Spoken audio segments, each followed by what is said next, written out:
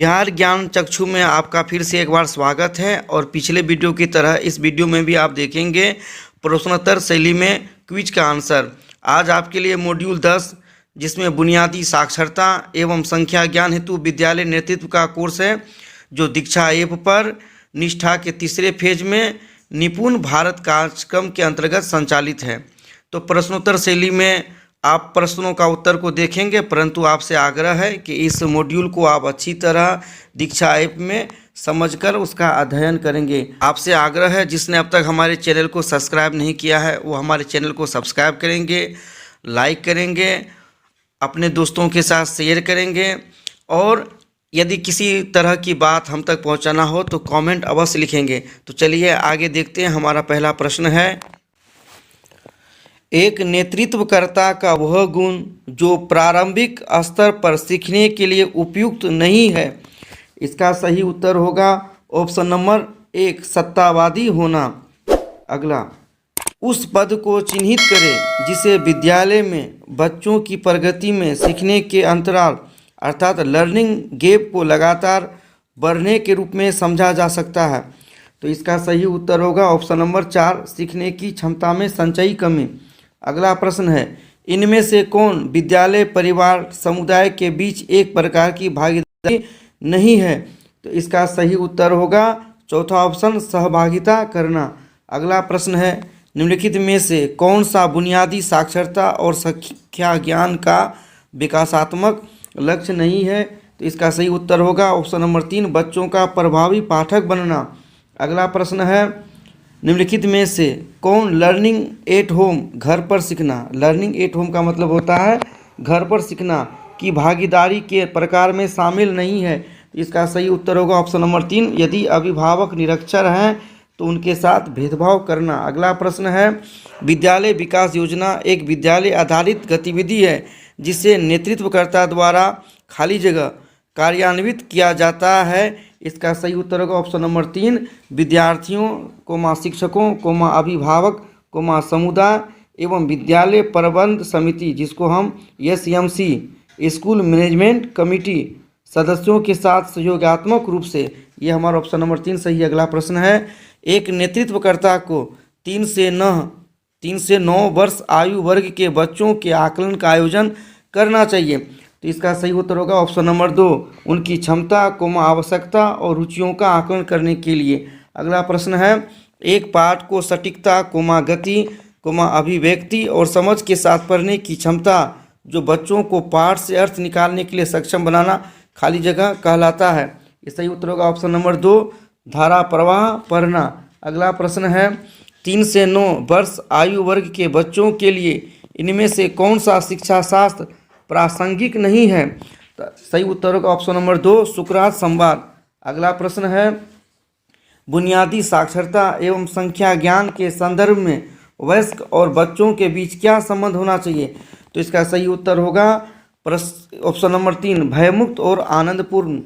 अगला प्रश्न है, 3 से 9 वर्ष आयु वर्ग के बच्चों के सीखने के आकलन हेतु उपयुक्त रणनीतियों में से एक होगी। सही उत्तर होगा ऑप्शन नंबर 1, विविध गतिविधियां करते हुए बच्चों का अवलोकन करना।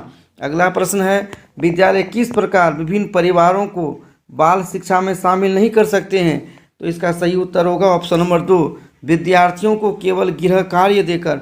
चूँकि निगेटिव प्रश्न है इसलिए उत्तर भी निगेटिव होगा। इनमें से कौन सी अवधारणा विद्यालयों में बुनियादी साक्षरता और संख्या ज्ञान FLN के नेतृत्व हेतु प्रासंगिक नहीं है। तो सही उत्तर होगा ऑप्शन नंबर 1, समुदाय और अभिभावक के साथ संवाद नहीं करना। यह भी निगेटिव प्रश्न है इसलिए इसका उत्तर भी निगेटिव होगा। अगला प्रश्न है, इनमें से कौन शिक्षा शास्त्रीय नेतृत्व के ढांचे का हिस्सा नहीं है। तो सही उत्तर होगा ऑप्शन नंबर 3, विज्ञान प्रयोगशालाओं में प्रयोग का नेतृत्व करना। अगला प्रश्न है, सहयोगात्मक नेतृत्व की विशेषता में से एक है। तो सही उत्तर होगा ऑप्शन नंबर 1, हितधारकों के बीच परस्पर विश्वास और सम्मान का निर्माण। अगला प्रश्न है, नेतृत्वकर्ता पूर्व प्राथमिक विद्यालय के शिक्षकों के साथ प्रभावी संबंध कैसे बना सकता है। तो इसका सही उत्तर होगा ऑप्शन नंबर 2, बच्चों की विकासात्मक आवश्यकताओं के बारे में शिक्षकों के साथ चर्चा करके और योजना बनाकर। अगला प्रश्न है, विद्यालय में प्रातःकाल आगमन समय को बनाए रखने के लिए पहली कक्षा के शिक्षक को कौन सी रणनीति अपनानी चाहिए? तो सही उत्तर होगा ऑप्शन नंबर चौथा 4, बच्चों के लिए सामूहिक पठन जैसे नियमित आगमन कार्यों की शुरुआत करना ताकि उन्हें समय पर आने के लिए प्रोत्साहित किया जा सके। अगला प्रश्न है, विकास की दृष्टि से निम्नलिखित में से कौन सा कक्षा अभ्यास कम आयु के बच्चों के लिए उपयुक्त होगा? तो सही उत्तर होगा ऑप्शन नंबर 4, धीरे धीरे नई अवधारणाओं का परिचय देना। अगला प्रश्न है, हितधारकों के साथ सहयोगात्मक प्रक्रिया खाली जगह प्रोत्साहित कर सकती है? तो सही उत्तर होगा विद्यार्थियों के सीखने के प्रतिफलों हेतु साझा जवाबदेही को ऑप्शन नंबर 2। अगला प्रश्न है, निम्नलिखित में से कौन एक अनुकूलक नेतृत्वकर्ता की विशेषता नहीं है? तो सही उत्तर होगा लोगों की नहीं सुनना। ये चूंकि निगेटिव है, इसका उत्तर निगेटिव होगा। अगला प्रश्न है, शिक्षकों को नई जानकारी प्रस्तुत करनी चाहिए और इसे उन चीज़ों के साथ जोड़ना चाहिए जिन्हें बच्चे, सही उत्तर होगा ऑप्शन नंबर 2, पहले से ही जानते हैं। अगला प्रश्न है, एक बच्चा अपने बाएं हाथ से लिखता है और इस तरह काम करने में सहज है, उसे ... चाहिए। तो सही उत्तर होगा उसकी पसंद को प्रोत्साहित करना। अगला प्रश्न, बुनियादी साक्षरता और संख्या ज्ञान की अवधारणा ... बच्चों पर लागू होती है। सही उत्तर होगा 3 से 9 वर्ष आयु वर्ग के। ये दूसरा ऑप्शन सही होगा। अगला प्रश्न, शिक्षा शास्त्रीय नेतृत्व सकारात्मक रूप से प्रभाव डालता है? जो शिक्षा शास्त्रीय नेतृत्व है सकारात्मक रूप से प्रभाव डालता है। सही उत्तर होगा बच्चों की सीखने की क्षमता पर, चौथा ऑप्शन। बुनियादी साक्षरता एवं संख्या ज्ञान FLN को सुदृढ़ करने हेतु विद्यालय नेतृत्व के लिए कौन सा मॉडल उपयुक्त नहीं है? यहाँ नकारात्मक है, तो नकारात्मक जो होगा वो होगा अकादमिक नेतृत्व। एक नेतृत्वकर्ता 3 से 6 वर्ष के आयु वर्ग के बच्चों को ... के माध्यम से संलग्न कर सकता है। तो नेतृत्वकर्ता 3 से 6 वर्ष के आयु वर्ग के बच्चों को किस माध्यम से? तो सही उत्तर होगा खेल आधारित शिक्षा शास्त्र। ये दूसरा ऑप्शन सही होगा। अगला प्रश्न, प्रभावी विद्यालय अभिभावक के जुड़ाव में विश्वास करने वाले नेतृत्वकर्ताओं के यह कहने की अधिक संभावना है कि सभी अभिभावक अपने बच्चों का समर्थन कर सकते हैं। ये तीसरा ऑप्शन सही होगा। अगला प्रश्न, परिवर्तनकारी नेतृत्व के लिए इनमें से कौन सा सही नहीं है? तो परिवर्तनकारी नेतृत्व ये हो जाएगा आपका, सही उत्तर हो जाएगा सही नहीं है, तो ये होगा आपका वित्तीय प्रबंधन। शिक्षा शास्त्रीय नेतृत्वकर्ताओं को यह सुनिश्चित करना चाहिए कि सभी विद्यालय प्रक्रिया में ... खाली जगह। तो इसका सही उत्तर होगा ऑप्शन नंबर 2, बच्चे केंद्र में रहें। अगला प्रश्न है, बच्चों की तर्क करने और दैनिक जीवन में सरल संख्यात्मक अवधारणाओं को प्रयोग करने की क्षमता को ... के भाग के रूप में माना जा सकता है। तो सही उत्तर होगा प्रारंभिक संख्या ज्ञान।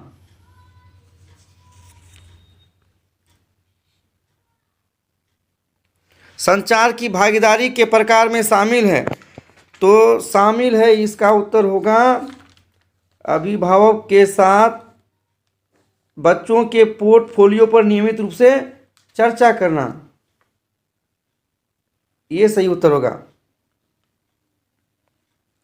अगला है, शिक्षा शास्त्रीय नेतृत्व विशेषज्ञता का एक व्यापक क्षेत्र है जिसमें एक नेतृत्वकर्ता के पास ... होने की आवश्यकता होती है। तो सही उत्तर होगा 3 से 9 वर्ष की आयु के बच्चों के लिए उपयोगी शिक्षा शास्त्रों का गहन ज्ञान। ये तीसरा ऑप्शन सही होगा। अगला प्रश्न, कक्षा 3 बच्चों के लिए सीखने का एक महत्वपूर्ण चरण है क्योंकि यह ... का बदलाव का प्रतीक है। तो सही उत्तर होगा पढ़ने के लिए सीखना से और सीखने के लिए पढ़ना में। ये दूसरा ऑप्शन सही होगा, पढ़ने के लिए सीखना और सीखने के लिए पढ़ना। अगला प्रश्न है, नेतृत्व के किस मॉडल में बच्चों की सांस्कृतिक और भाषाई पृष्ठभूमि के आधार पर विद्यालयी प्रक्रियाओं को नियमित करने की बात की जाती है? तो ये होगा उत्तर सही होगा संदर्भ विशिष्ट नेतृत्व। अगला प्रश्न, विजन के संबंध में निम्नलिखित में से कौन सा कथन सत्य नहीं है? ये नकारात्मक है, तो ये होगा भविष्य दृष्टि की कोई निर्दिष्ट समय सीमा नहीं होती है। नकारात्मक प्रश्न है, इसलिए उत्तर भी नकारात्मक होगा। बुनियादी साक्षरता और संख्या ज्ञान के संदर्भ में विद्यालय विकास योजना हेतु इनमें से क्या आवश्यक है? तो ये इसका सही उत्तर होगा 3 से 9 वर्ष आयु वर्ग के बच्चों की विकास संबंधी आवश्यकताओं की योजना बनाना। ये पहला ऑप्शन सही होगा।